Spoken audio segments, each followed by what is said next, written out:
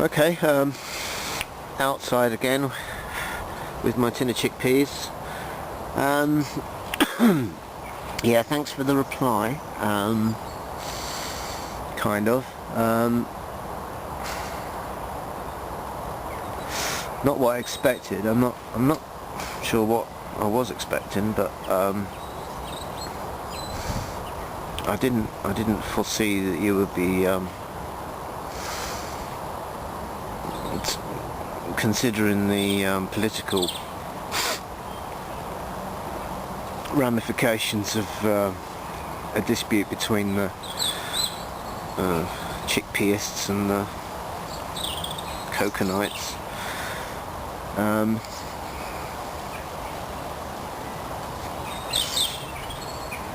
Rather, I was kind of hoping that you'd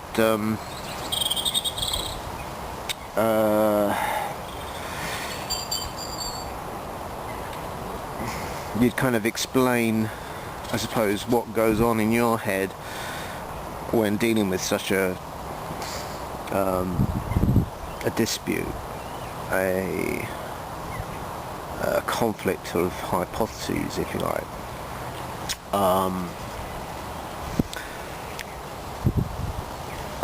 Totally take on board the point about that, you know, it's good not to jump to conclusions, and that you know, many of the various ways in which you could describe, say, this object might, on more careful examination, turn out not to be conflicts at all. You know, the problems of language or nomenclature or perspective. Some person might be more interested in the label. Somebody else might be interested in what the tin's made of. But you know, probably most people are interested in what's in the tin. And you know, an infinite number of viewpoints that you could imagine, all of which are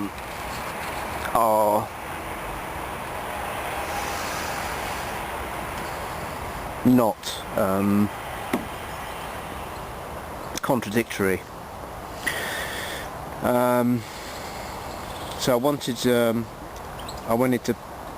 since you seem to be, I don't know, you seem to be quite keen on the idea that it's never a good idea to say that an idea is wrong.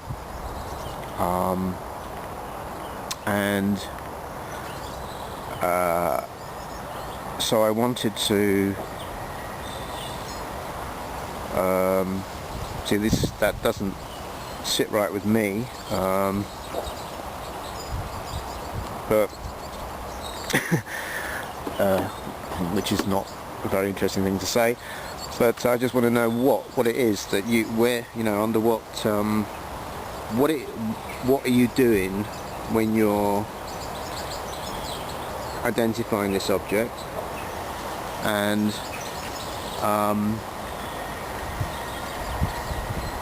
what are you doing when you're comparing your assessment of that object with the various other assessments that are possible.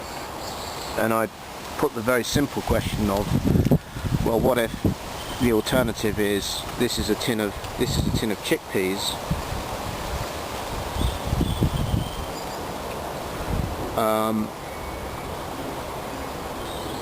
What process goes on in your head to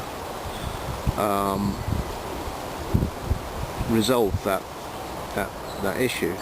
Now, you said that the issue is either one of absolutes or one of utility. Now, forgetting the utility bit for a minute, whether it's a good idea to disagree with the person saying that this is a can of chickpeas because they've got an axe in their hand or whatever. it's interesting that you split it into one of absolutes or utility. Do you absolutely know that this is a tin of coconuts, or are you comparing your model of what this is with somebody else's model and finding another person's model lacking in some way, or negligent in some way, where you have given it due consideration. So you were saying, well, if it's an absolute thing, which as I say, I'm not really sure whether one has to go to that extent. He said that, well, we can agree to differ, but that really is just a kind of a bit of a dodge, because you haven't really explained how you have got to a point where you've identified that there is something to agree to differ about.